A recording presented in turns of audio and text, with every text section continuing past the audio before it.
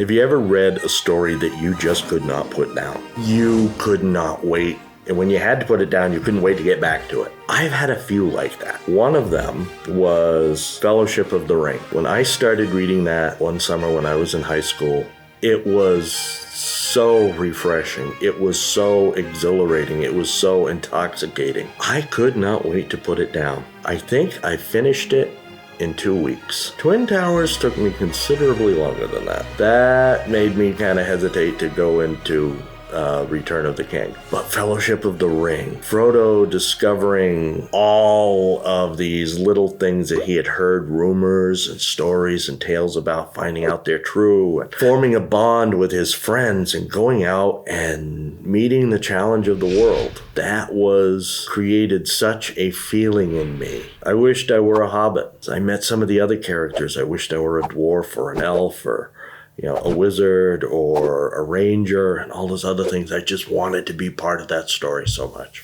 Another story that I could not put down, and when I started reading it, I would be at work and I would be checking the clock and watching the clock and counting the time for when I could get home and start reading it again. And that was Bram Stoker's Dracula. Oh my God, I loved that book. I loved Lord of the Rings. I loved the Harry Potter books. I loved a lot of them, but you're going to always remember the one that you can't put down. And for a writer, what I would do, and this is kind of what you would learn in your creative writing classes, your writer's workshops and everything. Take a good look at why it is you can't put that book down. Find out how you can achieve that same thing.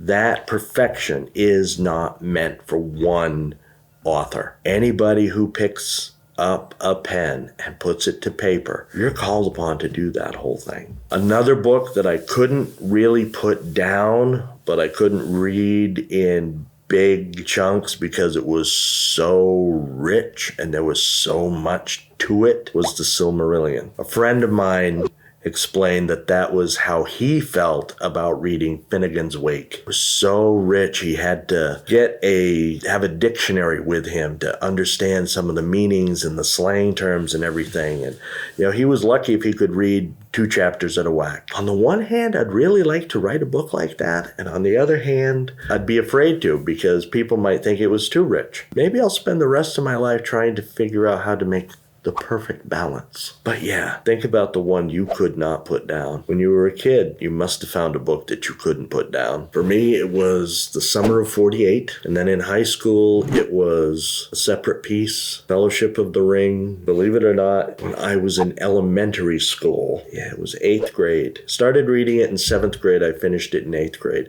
It was Stephen King's The Stand. Prior to that, it was Carrie. Then the Sherlock Holmes books, all the short stories. I went through all of those, and then the novels and everything else. Sit and look. See what it was that hooked you, that engaged you, that kept you coming back, that made the whole thing seem like a familiar friend. I have that same feelings when I read Raymond Chandler, Dashiell Hammett, Mickey Spillane's Mike Hammer. All of those, all the ones that inspired me to do what I'm doing now. The one that I also read that I had a hard time putting down, partly because I didn't know what he was going to do from one chapter to the next, because he shifted from points of view for each chapter. And that was William Faulkner's As I Lay Dying, all centered around the death and burial of this one poor woman, and how everybody around her dealt with it. It was something that you never knew what was coming next, so I always had to stick around to see the next chapter. Sometimes those chapters would be a sentence. You might think that would rip you off, left you feeling cheated, but it tied in perfectly. So, think about the ones you can't put down. Think about why. See if you can do that.